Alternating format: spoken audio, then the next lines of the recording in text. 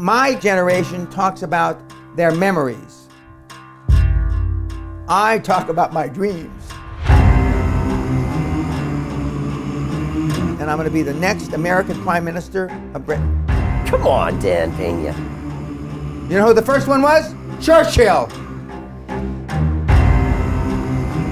What do you say to people that say, Dan, you promote violence, and we pass that? This is a kinder, gentler world, there's laws, all that stuff. Yeah, I'll say fine, stay poor.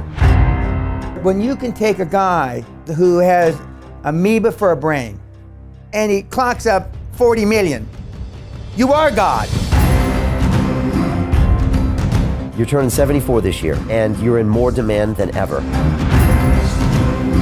You work hard. I'm high on life, and my testosterone level is off the motherfucking chart. Men aren't what they used to be. We've got pretty shitty role models.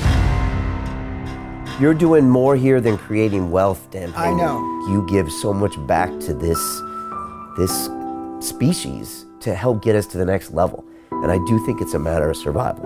And maybe you're going to end up saving us as a human race. And then Buddha, Allah, Christ, and Peña, and then we'll just forget those three.